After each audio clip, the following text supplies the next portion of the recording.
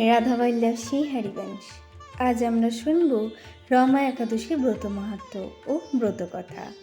এই রমা একাদশী সম্পর্কে জানবার জন্য একদা এক সময়ে মহারাজ যুধিষ্ঠির শ্রীকৃষ্ণকে বলেছিলেন, হে জনার্দন, কার্তিক মাসের কৃষ্ণপক্ষ তিথিতে যে একাদশী পালন করা হয়ে থাকে সেই একাদশীর নাম কি, এবং এই একাদশী ব্রত পালনের মাহাত্ম্য আমাকে কৃপা করে সবিস্তারে অবগত করুন। তখন শ্রীকৃষ্ণ বললেন, হে রাজন, কার্তিক মাসের কৃষ্ণপক্ষ তিথিতে যে একাদশী পালন করা হয় তাকে রমা একাদশী বলে। এই রমা একাদশী পালনের মাধ্যমে আমাদের সর্বপাপ দূর হয়ে থাকে। আমি এখন এই ব্রত পালনের মাহাত্ম্য বলতে চলেছি, আপনি ভক্তি ভরে মন দিয়ে শ্রবণ করুন। এই ব্রত পালনের মাহাত্ম্য শ্রবণেও মাধ্যমেও পাপ দূরীভূত হয়ে থাকে। অনেক বছর পূর্বে সুপ্রসিদ্ধ একজন রাজা ছিলেন, যার নাম ছিল মুচুকুন্দ। এই রাজার সাথে অনেক বড় বড় ব্যক্তিদের বন্ধুত্ব ছিল। তারা হলেন দেবরাজ ইন্দ্র, ধনপতি কুবের, বরুণ এবং যম। এছাড়াও রাজার সাথে আরও একজনের সদ্ভাব ছিল, তিনি হলেন ভক্তশ্রেষ্ঠ বিভীষণ। রাজা সবসময়ের জন্যই সৎ পথে চলতেন। এছাড়াও তিনি একজন প্রাণপ্রিয় বিষ্ণু ভক্ত ছিলেন।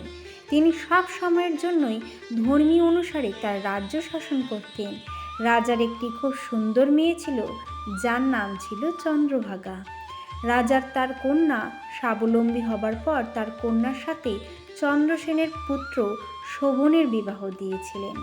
বিবাহের কিছুদিন পর শোভন তার শ্বশুরবাড়িতে ঘুরতে এসেছিলেন, কিন্তু সেই দিন ছিল একাদশী তিথি। দৈবক্রমে স্বামীর প্রথম দেখাতেই স্বামীপরায়ণা চন্দ্রভাগা চিন্তা করতে লাগলেন, আমার স্বামী এত পথ অতিক্রান্ত করে এসে অনেক ক্লান্ত এবং ক্ষুধার্ত।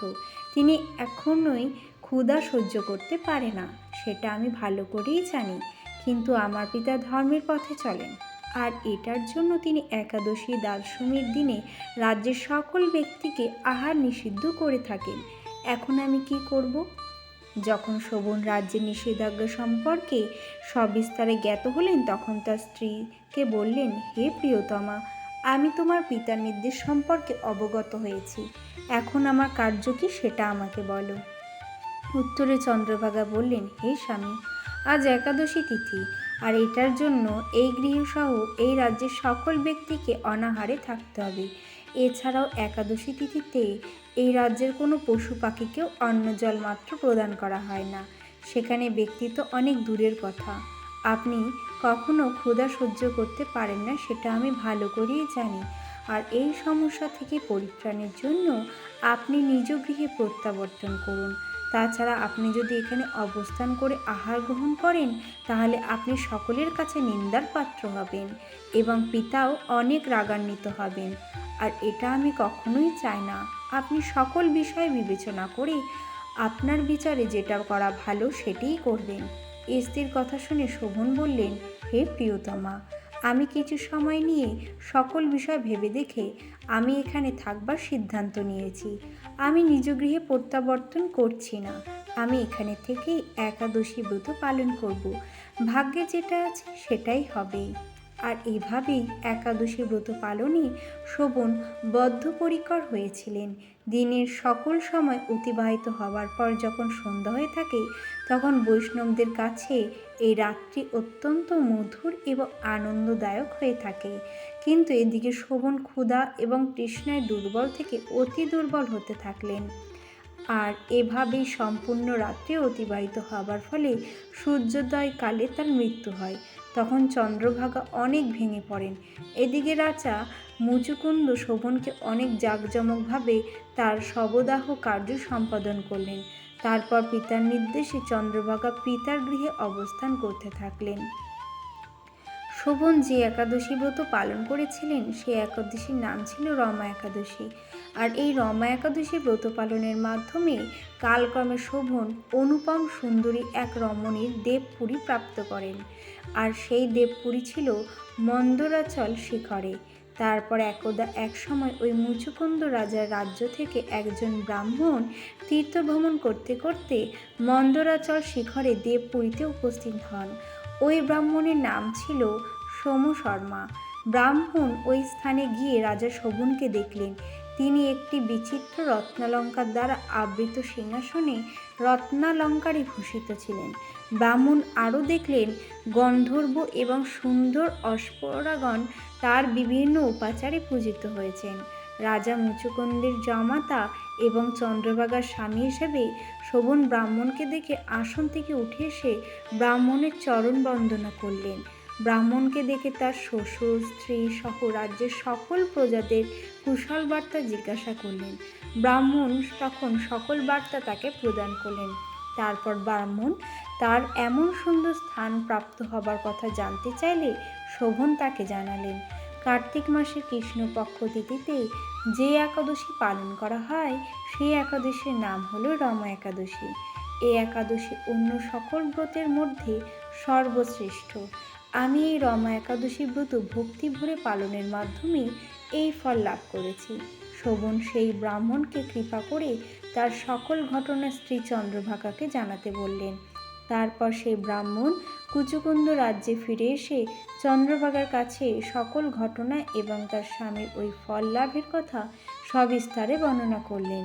তখন চন্দ্রভাগা ব্রাহ্মণকে বললেন, আপনার সকল বক্তব্য আমার কাছে স্বপ্নের মতো মনে হচ্ছে। ব্রাহ্মণ বললেন, আমি আপনার স্বামীকে স্বচক্ষে দেখেছি। আমি সেই অগ্নিদেবের মতো দীপ্তিমান নগরী নিজের পায়ে হেঁটে হেঁটে পরিদর্শন করেছি, কিন্তু তার নগর কখনো এক স্থানে থাকে না। আপনি এই সমস্যা সমাধানের জন্য রমা একাদশী ব্রত ভক্তি ভরে পালন করুন। ব্রাহ্মণের সকল কথা শুনে চন্দ্রভাগা বললেন, আপনার কথা মতো আমি ভক্তি ভরে রমা একাদশী পালন করব, কিন্তু তাকে দেখতে আমার একান্তই ইচ্ছা করছে। আমাকে আর তার কাছে নিয়ে চলুন। তখন ব্রাহ্মণ চন্দ্রভাগাকে সঙ্গে নিয়ে বামদেবের আশ্রমে উপস্থিত হলেন। এই বামদেবের আশ্রম মন্দরা পর্বতে উপস্থিত।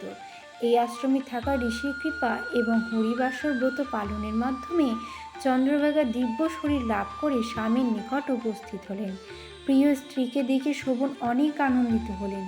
বহু বছর পর স্বামীকে দেখে তার মনের মধ্যে থাকা সকল কথা একে একে বলতে লাগলেন। তিনি তার রমা একাদশী পালনের কথা বললেন।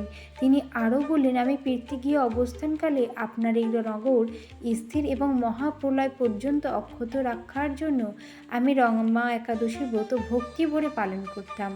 অবশেষে শোভনের এই নগর স্থির হলো এবং তারা একত্রে ওই নগরীতে বসবাস করতে থাকলেন এবং দিব্য সুখ লাভ করতে থাকলেন। শ্রীকৃষ্ণ যুধিষ্ঠিরকে বললেন, হে মহারাজ, আমি আপনার কাছে পাপ বিনাশিনী এবং ভক্তিমুক্তি রমা একাদশী ব্রত মাহাত্ম্য বর্ণনা করলাম। যিনি এই একাদশী ব্রত ভক্তি সহকারে পালন করেন এবং ব্রত মাহাত্ম্য পড়েন কিংবা শ্রবণ করেন, তিনি সকল পাপ থেকে মুক্তি পেয়ে বিষ্ণুলোকে পূজিত হবেন। তাই আমাকে সকলের এই রমা একাদশী ব্রত ভক্তি ভরে পালন করা অবশ্য কর্তব্য। এবার শুনব একাদশী পালনের নিয়মাবলী। প্রথম, সমর্থ পক্ষে দশমীতে একাহার, একাদশীতে নিরাহার ও দ্বাদশীতে একাহার করিবেন।